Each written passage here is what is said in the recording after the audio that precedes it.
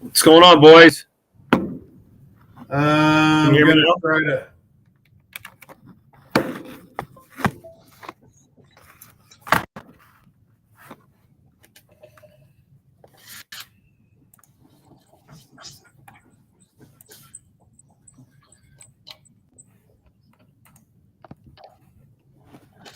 See, I got my Cubs W in the background there. You know, getting pumped up for baseball season.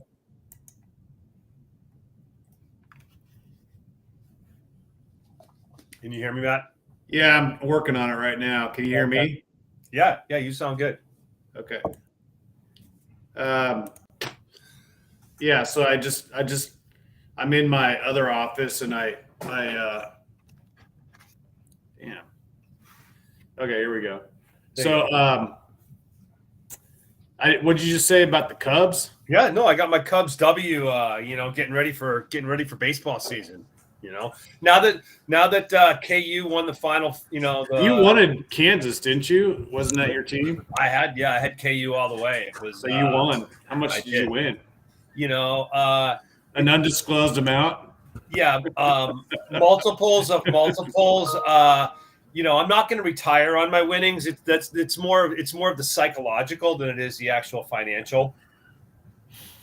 Yeah, the last time that I won the pool, I guess you should say, it was Yeah.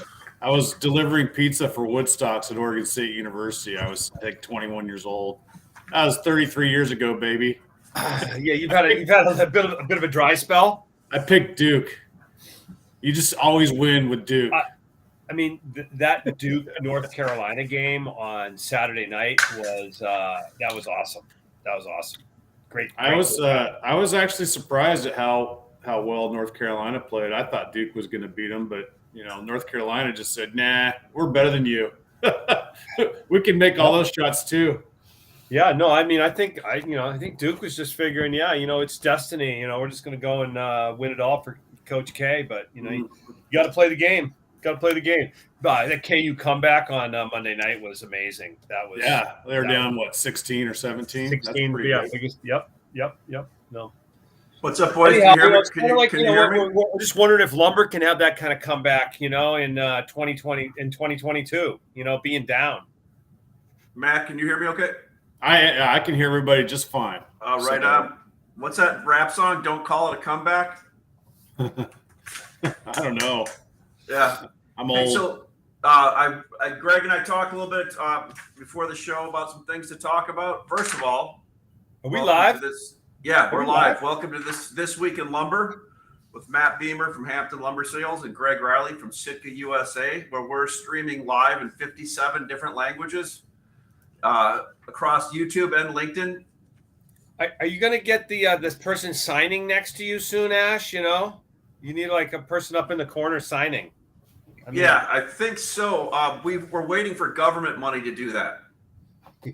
Once we get government money, we'll have a signer and then 75 other people in the background doing stuff that looks like frontier gibberish, but it'll at least be spending other people's money on other people. Hey, we have somebody from Latvia on our show today. Look at that. That's awesome. Hello, Free. Latvia. Latvia is in the house. Keep Latvia free. Yeah. So just getting into things, had a little dinner last night with one of the guys that watches the show. If Sean's out there, hey Sean, thanks for dinner last night. Great time. Said that he watches our show, loves listening to Matt and Greg. I mean, I'm getting a lot of feedback that people listen. Greg, a guy listens to it simulcast in his car on the way home sometimes. Yeah, he said he thought that we had like really great faces for radio. Hey, so look at crazy market out there right now. I think what's up? Well, look at we were talking about a few different things. There's a big disconnect when you talk from to a mill today versus talking to everybody else, basically. If it's a lot of the people, it's some of the mills. I'm not picking on any in particular. Don't think that this market is rolled over yet at all. Greg, I'll let you start out there. Maybe we can start there and work our way back. Yeah. So I guess we want to talk about the pluses and the minuses in the market because there are both.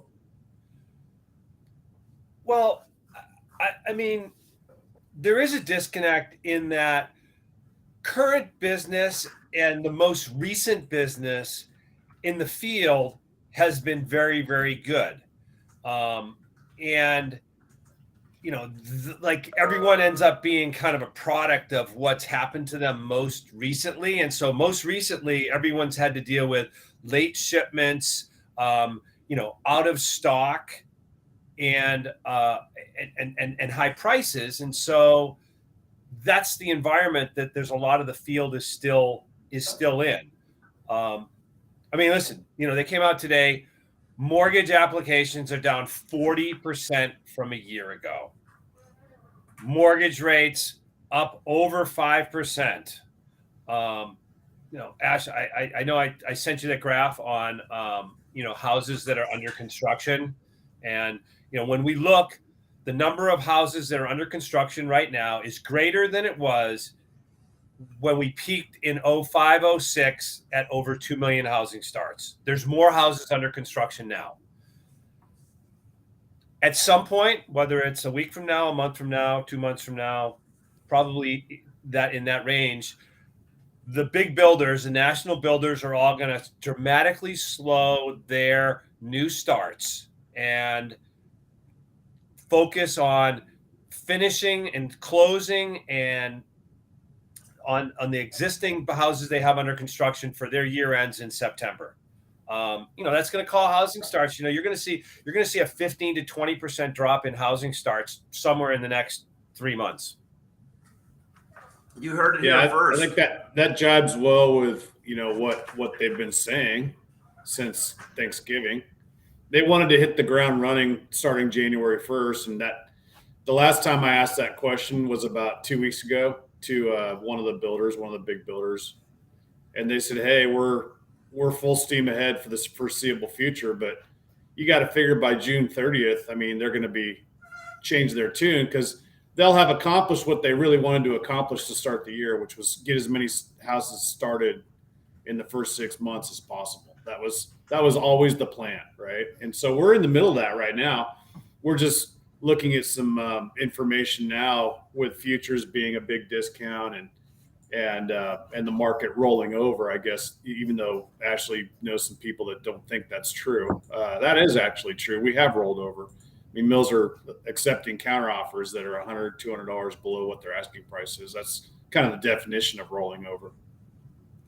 Yeah, no, I mean, look at it being a little bit facetious there, but it seems like, Greg, we were talking, mills are still behind on shipment, right? On some things. Yeah. I still, there again, there's a disconnect. I've got mills that have prompt wood available. And I'm talking in the East. Matt, you can kind of, go through the West, but, in the East, I got mills that have prompt wood available. I got mills that I bought cars from, 2 weeks ago that I got, or last week that I got car numbers on this week. But then I hear that there's other mills that still have shipments from February and March that they haven't shipped. I did talk to someone today that just said, we're going to cancel all of our April contracts because that's the only way they're ever going to get caught up is to have April to ship all of the February, March stuff. And, so what does that do? I've made the statement that there's two things. If everybody wants, here it is right here. This is why people pay big bucks to be on the show, Matt. Here's the two things you need to look for, and then you'll know it's safe to come out of the basement and buy the market. One is that the mills are all caught up and have prompt wood available. The majority of mills, not the vast majority, that they all their late shipments have shipped and they have prompt wood available. The other is that futures is a premium to the cash market. Now I'm expecting a pretty good futures rally coming in short to intermediate term. Whether that's tomorrow or a week from Tuesday. I think $150 to $200 rally in futures. but I think that that's a cash. The cash market's going to continue to go down when that happens. That's what I'm expecting. Bold statement there, Cotton. Hey, I'm not here to this, pussy put around, Matt. I'm here to lay it all out there. I like the discount on the board. It invites buyers. It invites activity. After a while, it wears on you if you're a sawmill and you're staring at empty cars outside that you haven't sold, right? But I mean, if you're a trader or if you're a retail lumber buyer, hey, here's your get out of jail free card. You can buy lumber for $500, $1,000 less than what you could have bought it for, 3 weeks ago or a month ago. And we all have been waiting for this moment to be able to buy some new lumber at lower prices. We've talked about this. I mean, did I really want to go into April, May, and June with a whole bunch of 2x4 number 3 that I costed at $1,350 delivered Texas? That's the highest price of all time. Do I want to roll the dice and buy 50 cars and just send them down to inventory at those levels? No, I don't. Well, I guess what? I don't have to now. This is great. Makes me feel a lot better that I have a new buying decision, and that new buying decision is going to be a 3-digit number instead of a 4-digit number. Fine. Excellent. Thank you. What's it like at Western U.S. mills right now in terms of shipping files and dressed inventories? Inventories at our mills, I can speak for us, are maybe marginally higher than they have been, but not really. I mean, we have had long order files all the way through this thing, and the main reason why we would even have inventory stacked up at a sawmill is logistics. It's just has nothing to do with our order file. It's all about, can we get empty rail cars from the BN or the UP? Can we get truckers to show up and pick up the loads? How is BN and UP shipping? BN is a problem. BN has had a labor issue all year long. Their management versus the workers, and we've talked about it on this show. I've accused the BN of having what I call a walking strike for basically the whole year, because the management has been trying to implement this new point strategy for people that refuse to work overtime. And, the workers don't want it. So they voted twice to strike that I'm aware of. I have mills that are serviced by the BN in Oregon and Washington that refuse to ship because they're getting like 1 or 2 cars a week when they're ordering 12. I've had to reship lumber from one reload to another just to get it on the UP, if I can do that, just to get it out. So domestically, the BN isn't really our friend right now in the West. The UP's done a hell of a job. I give them a lot of credit for picking up the slack, at least with us. Mm-hmm. And then if you look at BC, I think the known big boys, the big 3, Fraser, Toko, Canfor, have all had various different problems with rail and trucking. They're working through that right now. I think they're starting to see like the end of the tunnel in terms of rail and truck disruptions, but they still have a long way to go. I just got a call from one of the big 3 there asking me to switch a couple cars over to 8 trucks. So at least they're still trying to work through that. But I think at Babine and Decker, our mills, we've been getting good rail car service the whole time for whatever reason.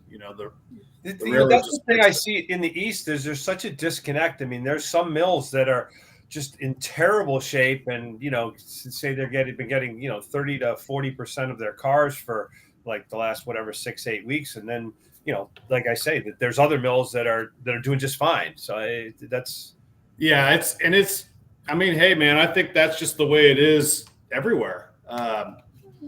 Think about how much lumber's been bought and sold here in the last 90 days. It's quite a bit, I mean, and we're still unwinding like I got problems with the ports right now. Those haven't gone away. Ashley, has your job gotten any easier the last 2 weeks finding trucks? I've been spending the last 2 weeks trying to get stuff out of the ports in the Northeast and the Southeast, and getting appointments and making sure truckers are going in. It's a nightmare. I'm generally pretty positive about things, but these are a few things that have made me throw stuff against the wall recently. Yeah. Well, Ash, you and I talked about this. I always say is like, hey, there's no shortage. It's you just gotta raise the price. And I basically gave our people, green light. Just said, hey, you find the price that moves loads, and you go and hit it. Some of the prices have been outrageous, but as I indicated to you, we're all completely caught up on shipping. Now I have people beating down my door looking for loads. Maybe we overpaid, but that's okay. Our challenge now is how do we keep the supply of trucks and work the rates back down to something that's reasonable, because some of the rates, they're not sustainable to be able to be from the logistics standpoint. Right. Competitive. Well, it also adds a layer of risk that you and I don't have to take. So I have choices. I don't have to go buy more euro for May or June. If I can, even if it's a great deal, if it's going to be such a pain in my ass to move all these loads around, I'm not going to do it. I'm just going to say, hey, you know what? I got better things to do with my time. Like, I'm going to go on vacation with my kids. I'd rather do that. Yeah, no, right on. So that kind of sums so trucking. Are the rates coming down now, Greg, from your hauls? No, I can't say that I've seen rates reduce. They've elevated it, and now what I'm trying to do is figure out, okay, on this lane, is that a sustainable price? I mean, one of the things I think I've talked about is, we've expanded our number of shipping locations so that we can have more wood closer to end users, because the big thing that I'm seeing is the local delivery is not an issue. Like in this day and age, the drivers all want to be home at night. It's the long haul guys that's where the price increases are most dramatic, and there's the biggest issue with capacity. No, exactly. One thing I want to touch on, but I've noticed on the platform in the last few weeks, especially the last few days, Southern Pine Mills that had nothing before have multiple listings up here and want to know where the bids are now, right? Basically weren't showing anything 3 weeks ago, but all of a sudden now multiple trucks are being offered 2x4, 2x6, 2x2, 2x10, and are looking for the bids. Well, I mean, I would guess that's probably, Southern Pine kind of kicked this thing off, right? The downside of this, where it just came off in handles, right? 4-inch, and it's continuing to, but also lowest cost of production. So, Greg, you always say this, if somebody can still sell the rest of the year's production at these numbers, they're probably pretty good numbers, aren't they? Yeah, I mean, as I've said for a while, I mean, 4-digit numbers are not long-term sustainable. Any slowdown in end-use consumption, and it's just a question of when we go back to the cost of production, and/or in keeping with lumber is as high as we went.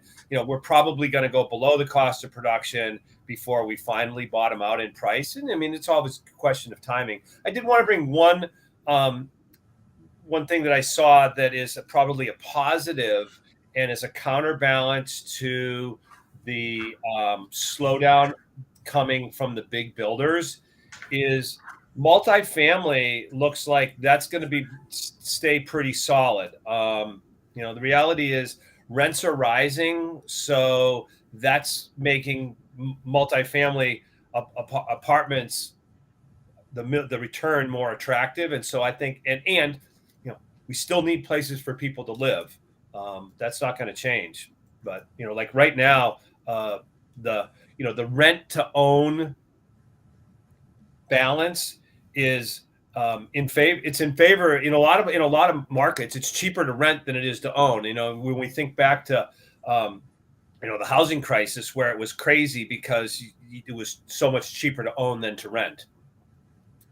Yeah, I mean, that's a positive, but there's got to be, what are the positives we're seeing out there, Matt? I mean, one thing, talking to a couple people in Texas the other day, they're running their inventories down again. So when they get below a certain amount of days, let's say 45 days, some of those yards are running on fumes again, and they need to buy again, right?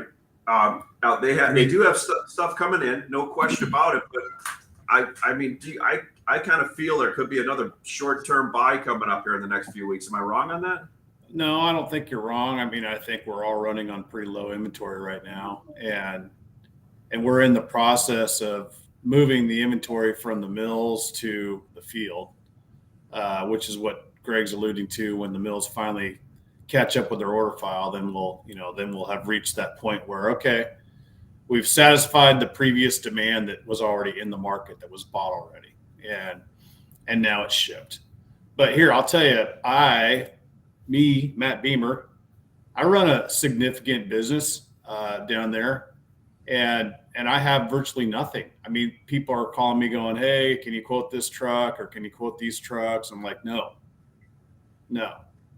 I won't have it for a month. I won't have it for 3 weeks. I won't have it for 2 weeks. I don't have it. So I'm selling cars. I mean, I'm selling a lot of cars this week. I guess that's a positive. But normally I'd be selling a lot of trucks too. I just don't have the material. And that's by design. I was going to be gone half of March. I had family vacations. I had college tours with my daughter. I went on a business trip down to Texas for a week. So I knew in March I was going to be not on the phones all the time, working my inventory. And I deliberately ran my inventory down because of that. And now I need to buy lumber. I could go out and buy 50, 60 cars right now today if the price was right and I felt like that was the mood I was in. I could easily do that. And I'm just one guy. What about the other 50 guys that are down there in Texas that buy inventory? Yeah, I'm sure that there's plenty of wood to be bought here. It's just a matter of people seeing a reason to step in. And we haven't seen that yet. Where is the market? Let's just start. Where's the 4-inch market right now? 4-inch Western spruce market relative to like the print price and all that. Where is it? I mean, I've been getting orders up until, as of yesterday. I haven't sold any yet today, but yesterday I was selling at 1,100 mil, and the board was at 960 or 950, and then it went down limit today. So, I don't know. The cash price today probably not going to be 1,100. Maybe it dropped another 50 or 100 overnight. I don't have any data to give you as of today. I did sell some number 3 today, however, at 1,100 or 11 and a quarter Texas, which is like 1,000 Prince George. So there's what number 3 will trade for today. Yeah, Greg, how about some of the items that you trade, like 104 and 5/8 that kind of touched the tips at a 1,400? Where is that adjusted over the last few weeks? I mean, honestly, Ash, one of the things that I've really struggled with here in the last couple days is putting my finger on where the real trading level is on some stuff. And I mean, 9-footers, are trading in delivered East Coast market somewhere, in the 1,100s to low 1,200s delivered. Mm-hmm. But if you're looking at forward business, there's a discount to that. The big thing I see is there's $100 or $200 disconnect between wood that can deliver in, let's just say, a week to 10 days, and wood that's 3 or 4 weeks out. Makes sense. So you were talking about multifamily. You and Matt sell a lot into that long-term market. What are people coming looking for long-term pricing right now? Are they kicking tires? Are they looking? Are they just kind of circling the wagons? The inquiry to quote jobs for June, July, August start is as high as I ever get it. Not that many pulling the trigger yet, but a lot circling the wagons. How about you, Matt? Because you live in that world quite a bit also. I think the $1,000 delivered price point is a significant one for a lot of those guys. So once you get at that level or below on 9-footers or plate, they perk up. I agree with Matt. I think when you can go and give long-term pricing with 3 digits, the floodgates will open and to place that business, and that's going to be supportive to the market. Are you guys out giving long-term pricing with 3 digits on it yet? No, I'm not there yet. I mean, like if you want to tie it to the futures board, we're down a little bit, a couple more days, and I'll certainly be there. Yeah, I mean, the only way you can really do any of that right now is to forward sell the May contract or the July contract. And yeah, you can do that. I mean, you can do that if you want to structure it that way. But if a guy called me and said, "Hey, Beamer, I want you to sell me 25 cars of 2x4 at $990 delivered and ship it July, August, September as a cash transaction," I don't know that I would do that yet. I mean, maybe I would, maybe I wouldn't. To me, it seems awful risky based on where we've been the last 4 months. You can buy July and then make that happen. I mean, I'm talking about like in a world where futures didn't exist. Okay, like in this imaginary playground that we're living in here. Yeah. If I wasn't doing forward sales, if it was just a guy wanting me to just go out and stake my reputation on taking a bunch of forward sold business as cash transactions. And that's called short selling. Yeah, short selling. Those are all the guys that Ashley and I used to compete against when we used to tell people it's like, hey, if someone short sells you, that's not the same as forward pricing, because when it doesn't work out, you don't get the wood. Yeah, we know all about that. But yeah, no, I just think that, hey, sub 1,000, that's critical, and that's the area that these big multifamily guys really get excited about, honestly, because that's kind of where their budgets are. I mean, I think they've been forced to pay above budget for several times in the last 2 years, and so whenever it goes below budget, they're like, "Yay, great, this is cool." It's like I just got to get out of jail free card. I like it. No, I mean, I think you're absolutely right. You get the numbers, delivered for all this multifamily jobs, under $1,000, and there's a lot of business out there. A lot of business. Matt, what's the hat say on it? What's your emblem on your hat? It's the TPC Scottsdale. Oh, nice stadium. That's where they play the Waste Management Open in Phoenix. That's I went over there and I was near there on spring break. We were in the region, and so I went over there and bought some swag. I didn't get to play it though, unfortunately. I was too busy going to Sedona with the kids. How the college visits go? You want to go back to college, Matt? No, I'm going to Gonzaga tomorrow. I'm flying up to Spokane with my daughter, and we're gonna. I think that's the last one, and then we got to decide where to send her. You know what they charge per year? Are you guys you're not going to go to Kansas then, huh? Oh, Gonzaga. Let me guess. Gonzaga per year, $70,000. Yep, $70,000. Okay, that's insane. That's on Google, man. That's just a pure guess. It's insane. Yeah. It's insane. You know what I paid for tuition at Oregon State my first term? We had a trimester system, so $1,200. $491 tuition in state. $491 for a trimester, and my room and board was $3,000 for the term, and I paid like 7 times as much for my room and board as I did for tuition. That's like 10 limit moves on one contract of futures, Matt. So you can pay for that in a couple weeks. Yeah, no, I don't even know. I told her she better start saving her money because I'm not paying for it. Well, listen, guys, great one. We had over 50 people today watching on one of them. I don't know on YouTube. We'll check it out, but send you the link on it. Appreciate it. We'll get back together next week. Again, Matt Beamer, Hampton Lumber Sales, Greg Riley, Sitka USA. Thanks for showing up to This Week in Lumber, and we'll look forward to seeing you next week. All right, guys. See you guys. Thanks.